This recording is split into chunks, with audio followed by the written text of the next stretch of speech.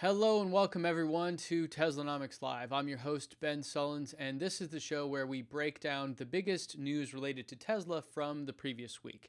We do it live because, well, things change very quickly in the world of Tesla, as you probably know. For those of you joining me on YouTube, thanks for stopping in. I am going to have a Q&A that is private just for folks on Crowdcast, which happens on a separate platform. It's free to join, but in order to get the invite, you need to be in the community. And in order to do that, you need to get on our list at teslanomics.co/join. So that's first up. If you want to be a part of the Q&A, that's how you get in there. Second up is the referral program is ending soon. And so if you are looking to buy an S or an X, make sure to get a referral code and get the free supercharging. We assume, many of us, that it will continue, but you never know with these things. It may change, it may be limited, they may get rid of it entirely. I doubt that, but in any event, if you're looking for one, you can check out mine at the link below. So today's show is all about the Model 3 and the progress. So without further ado, let me jump right into the data here. So first and foremost, yesterday, the Model 3 tracker, this is from Bloomberg. They've been doing this for a little while. Tom Randall and Dean Halford have these methods of tracking this information. They want to actually see, look at the VINs and look at all these different things and kind of how they're progressing to see what the ramp is looking like for the Model 3. And I like looking at data and numbers like this too, as you probably know. And so I've taken these numbers and plugged them into my forecast model to try to figure out exactly if they will hit that 2,500 per week goal by the end of Q1, which, by the way, is in like 5 days. So needless to say, one of the biggest things was that they just jumped. You can see that Tom Randall had an update here. He said, this is the last week of production before Tesla reports its quarterly progress. Our weekly estimates don't respond quickly enough to capture last minute bursts in production. So literally this number last night, yesterday, was 800. So they went from 800 to 975 in a day. And that's because of how their model works. I think it's a good model. They have a couple different variations here. But I do not believe that they are going to hit the goal of 2,500 per week by the end of Q1, literally in 5 days. But I don't think that matters either. So what I did is I actually took these numbers and I plugged them into my model here. Let's take a look at that for a second. First, this is the function, the log function. If you're unfamiliar, maybe in stats class in college or something, you guys remember how it all worked. But the way that this actually comes together is you have basically the midpoint and the maximum, and you're trying to guess those two different points. Now, there's another way of doing it, but in any event, you have this kind of sigmoid or S curve, and this is what Elon always talks about with the delivery ramp of the Model 3 and how it all works. So what I did is I basically modeled that into Excel. And I couldn't find the link of the guy who originally built this, but if and when I do, I'll post it. But he basically did a version of that in Excel, which instead of having a single midpoint, we have 2 points, kind of the starting and end points, or I'm sorry, the beginning and then the midpoint, and then the maximum. So you can see what I've done here is I've plugged in the date today, the number 975, which is what they're currently at based on that Bloomberg tracker. Now, the 2,500, I'm putting out to 630 instead of this, at the end of Q1. And then I'm giving them a maximum of 10,000. So a lot of these things are speculative, and that's why I like to look at these a few different ways and actually come up with different models. So from there, what I did, is I plugged it in to two different angles here. One is a 5K maximum weekly production and a 10K maximum weekly production, because we still don't actually know. Now, Elon has said that, they can reach 10,000 per week on the Model 3 line at Fremont. But until that's proven, I think it makes sense to have a really healthy dose of skepticism, because all the other numbers and everything that they've came up with have not actually panned out. So I modeled both of them. The dark kind of red or pink is the 5,000 one. You can see that line kind of referencing there. And then the other one is the 10,000 one. So all of these are using that midpoint of June 30th at 2,500, and kind of where would they go from there. So this is what that ramp looks like. And if you extrapolate that out, you can see what the totals would be by year. So for 2018, we're looking at 85,000 if you're on the 5K maximum. If you're on the other model, the 10K model, then we're looking at 170,000. So that's a big number for Tesla.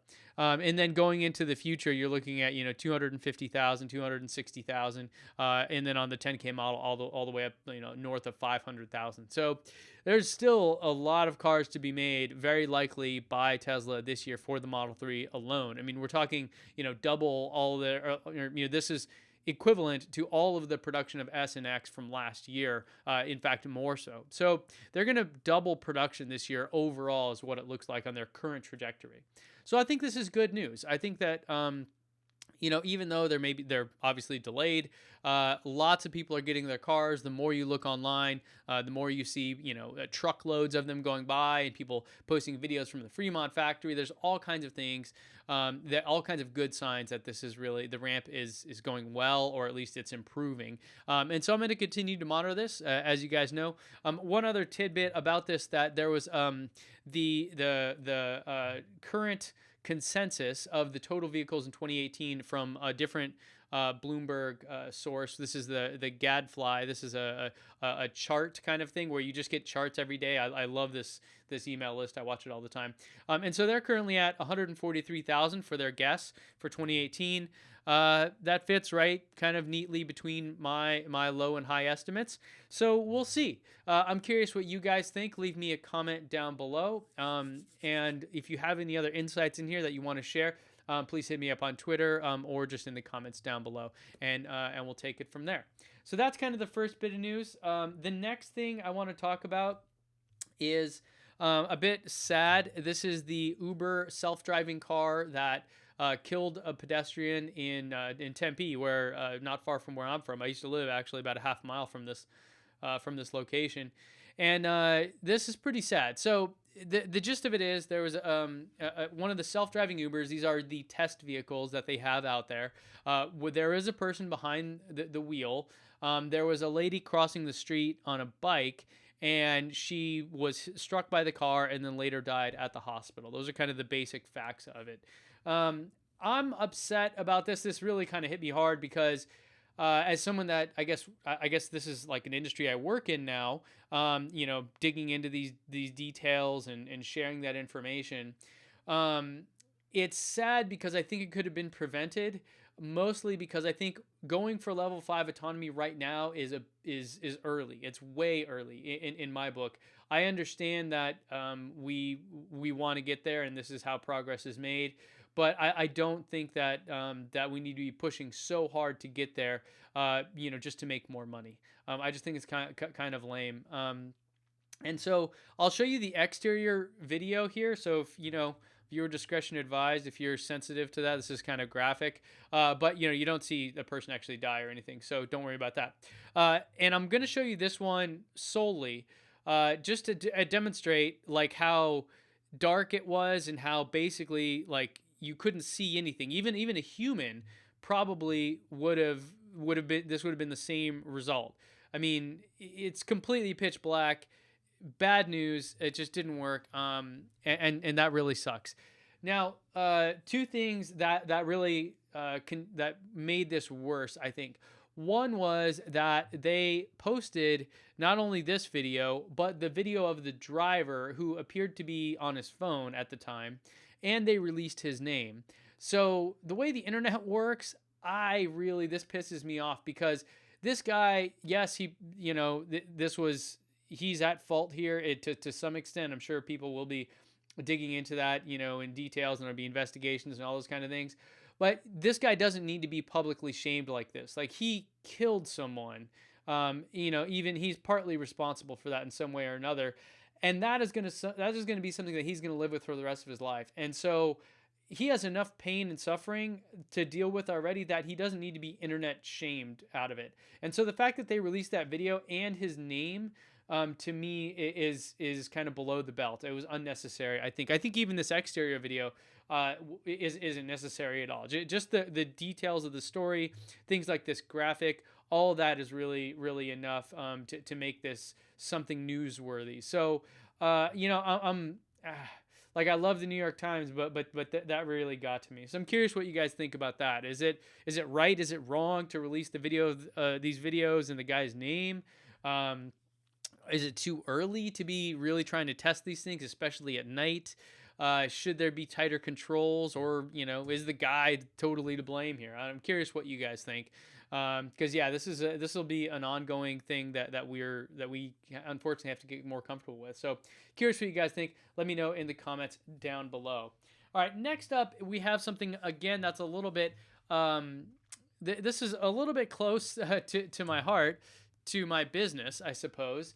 And that was Elon decided to delete his own SpaceX and Tesla's Facebook pages.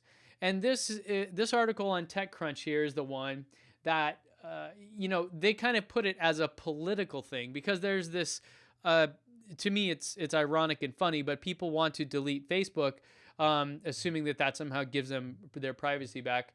But he was being called out on Twitter by some people. If you're the man, you'll do it. And so he went and did it, which is kind of mind-boggling to me. People here are commenting about the amount of followers they had and all that. I mean, and Elon had some additional comments on this. He said, "It's not a political statement, and I didn't do this because someone dared me to do it. Just don't like Facebook. It gives me the willies. Sorry." So I guess that's an apology, or maybe that's not an apology. It depends on how you want to take that. Really, the reason this bothered me, not that I give a crap whether Tesla and SpaceX have Facebook pages, but because this affects people at his company, and this was seemingly done out of kind of a rash like reaction to something, to people calling him out on Twitter. So I'm just, I guess in general, not a fan of billionaires acting erratically when they're called out on Twitter. There are many of those out there that kind of do that. So to me, this was really strange and upsetting, because it just seemed unnecessary and likely to hurt people at his own company. For what reason, I have no clue. I mean, maybe to create a news story and distract from something else. Yeah, it's really odd to me. And then he followed up another response here, that they've never advertised with Facebook. They don't really advertise at all. Remember, the Love Day campaign was because they've never come up with an ad. None of my companies buy advertising or pay famous people to fake endorse. By the way, I don't count as any of those people. I know they've never paid me anything, and I do have no sponsorship from Tesla directly. Of course, as you see, they'll never do that, as I don't think they should. And then the product lives or dies with its own merits. I think that's great. I think that, like, this statement is fine, deleting those pages, because what happened immediately is the people that are responsible for that at the company recreated them, and then literally dozens of other people were creating fake versions of this to then fool other people and create a bigger problem. So in any event, the delete Facebook thing, these actions caused more confusion and probably more people to share information with some bad actors that they maybe didn't intend to. So yeah, this, I think, is my short for the week. This was dumb. I don't see the point in it, and it was just upsetting. So yeah, anyways, hopefully the people at the company wasn't as bad as maybe it seems from the outside, but to me this was pretty shocking and really just erratic, weird behavior that I hate to see from Elon, because I think the mission of Tesla is so important that this stuff kind of is a distraction and annoying. To me anyways. So curious what you guys think. Leave me a comment down below. I don't know. Did you delete Facebook? Do you think that gives you privacy? If so, why? Do you care that he did this, or is this just another dumb little side note? So let me know. I'm curious what you guys think about that. All right. Next up, Model 3 reservations are now available in Canada. My friend Trevor Page, I've got a little video clip of him going through the configurator. He explains it. Let me pull up my notes just to give you guys the short version of it. It's for current owners only, so current Tesla owners only. It's only first production. It's 45,600 Canadian dollars. and then 63,100 Canadian dollars total, which include the $1,000 credit. The question I have about this is, why would they do it? I think they would do it to try to reduce the amount of cars they're delivering this quarter, so that way they can hope. I mean, if they can push the tax credit hitting that 200,000th car delivered in North America, or I'm sorry, in the U.S. to Q3, that would be tremendous for all the folks waiting on that base Model 3 and everything else. I think that would be phenomenal. But I don't really know if this is going to do it or if this is just a part of their growth strategy. We really won't have more of a clue until a little bit later on. And my favorite place to check out info about that is on InsideEVs.com. They're not a sponsor. We're not affiliated in any way. I know those guys, and we share data from time to time. But that's usually where I look to when I'm curious about this kind of thing. So make sure to go check out their site there. And also I'll put a link to this video if you want to see Trevor walk through the whole thing. I think it's pretty cool if you've never seen it. Also, if you're in Canada, this is all the Canadian dollars and all those kind of things. You can see kind of exactly how that works. And of course, subscribe to Trevor's channel because it's fantastic. So there you go. All right, so that is all the news for today, everyone. Thank you for joining me. I'm going to switch over to Crowdcast now and do the Q&A. And if you would like to join that, again, remember to go to teslanomics.co/join. And then next week, you'll get an invite. We do limit it so it just doesn't get too out of hand. It's already out of hand with how many questions people ask. And stay tuned for more of the highlights from today's live stream, as well as a Q&A later this week. As well as I have some really special videos. April, I've been kind of laying low in March, taking it a little bit easy. April is going to be a big month. I'm planning a lot of big videos, so stay tuned. Make sure to click that bell so you don't miss any videos that may or may not be coming out this weekend. All right, guys. Well, thanks for watching, and I'm going to switch over.